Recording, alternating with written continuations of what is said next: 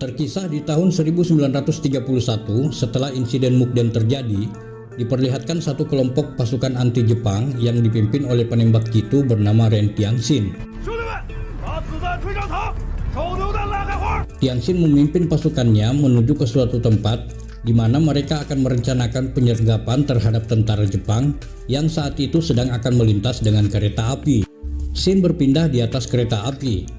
Terlihat perwira Jepang bernama Kazuya yang sedang berbicara dengan perwira lain bernama Hinokun. Tidak lama, Jenderal Angkatan Darat Jepang bernama Sakamoto Ichiro datang dan duduk persis di belakang Kazuya. Saat kereta akan melintasi daerah yang sudah dipasangi bahan peledak oleh pasukan Tianxin, tiba-tiba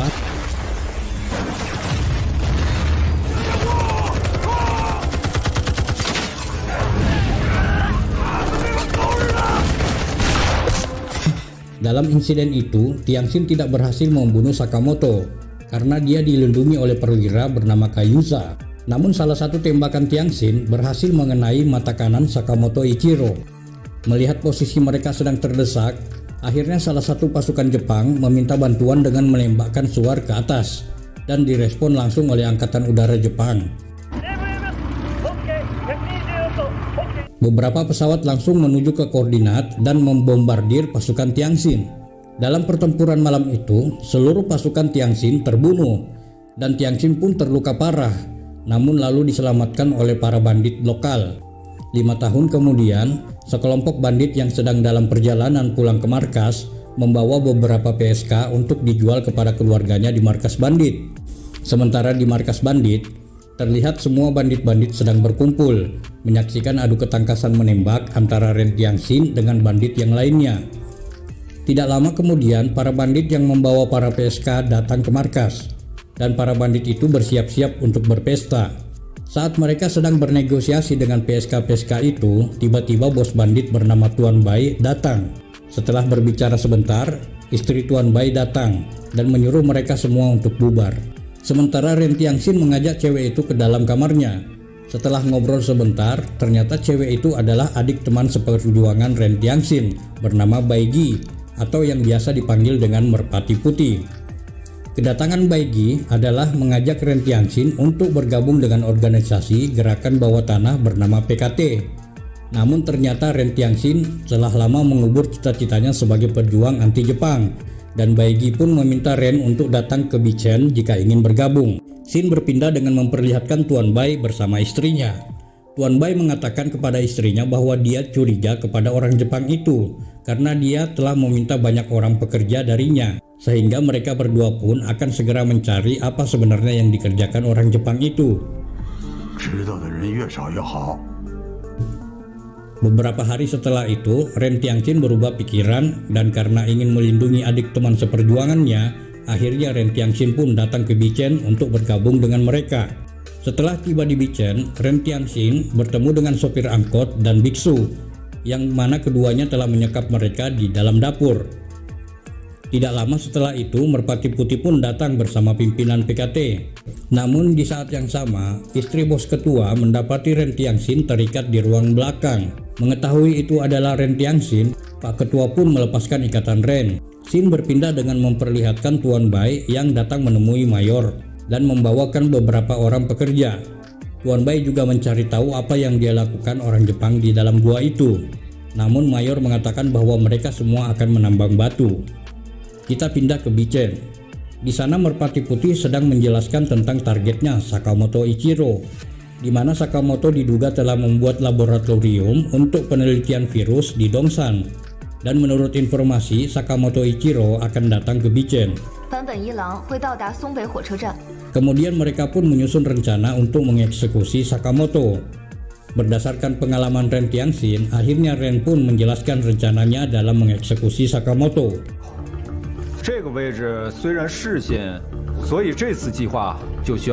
Dan akhirnya hari yang ditunggu-tunggu pun tiba. Terlihat turun dari kereta Kazuya Zun yang disambut langsung oleh kolonel. Tidak lama, Sakamoto pun turun dari kereta, kemudian langsung dikawal penuh oleh tentara Jepang.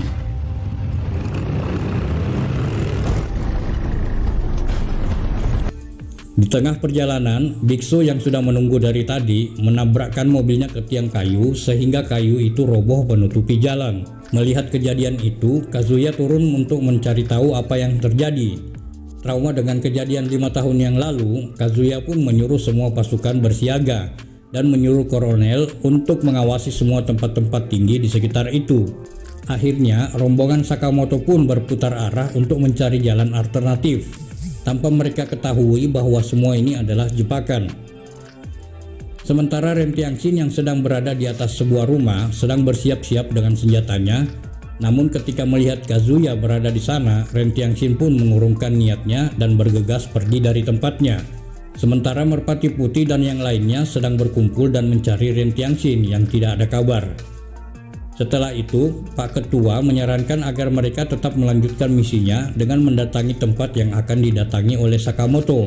Setelah mengelabui beberapa petugas yang berjaga di pintu, berkat keahlian istri ketua, akhirnya mereka berdua pun bisa masuk ke dalam acara itu. Sementara Merpati Putih menyamar sebagai wartawan, begitupun biksu yang menyamar sebagai pelayan.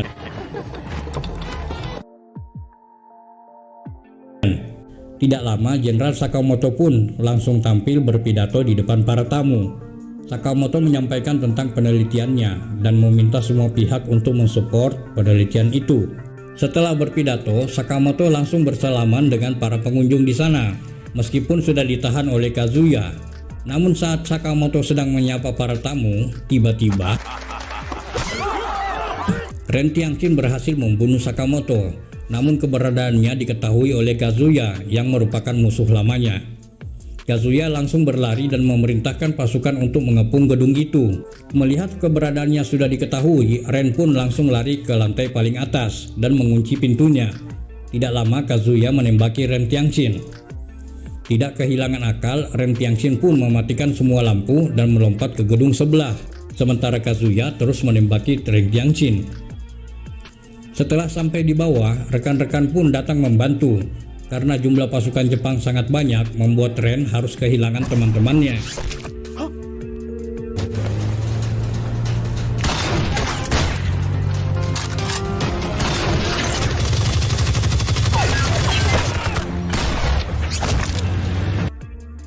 Dan ketua tertangkap oleh pasukan Jepang.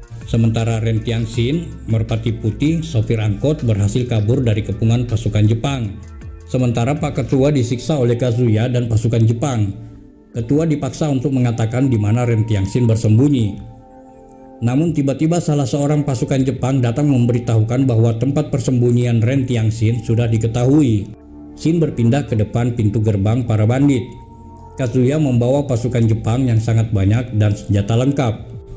Pada saat Kazuya masuk ke markas bandit, Tuan Bai pun kaget melihat banyak pasukan Jepang yang datang. Kazuya minta Tuan Bai untuk menyerahkan Ren Tianxin. Karena Tuan Pan tidak ingin memberikan informasi tentang Ren Tianxin, Kazuya pun membunuh semua para bandit yang ada di sana.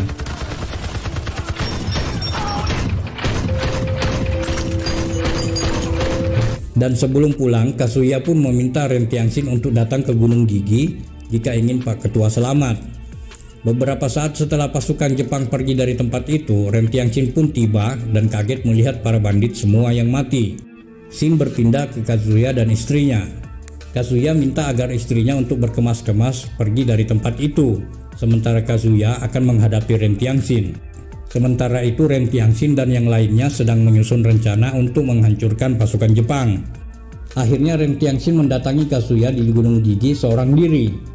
Tetapi Kazuya justru malah membunuh ketua di depan mata Ren. Kazuya mengajak Ren Tianxin untuk berduel 1 lawan 1 dan tantangan itu pun diterima oleh Ren. Sementara itu, yang lainnya menyusul ke dalam tambang batu milik Jepang. Di sana mereka menemukan laboratorium Sakamoto yang ternyata justru menyandra semua warga sipil. Setelah membebaskan semua sandera di gua itu, sopir angkot dan bandit pun menyerang pasukan Jepang dengan sebuah tank yang ia rampas dari pasukan Jepang.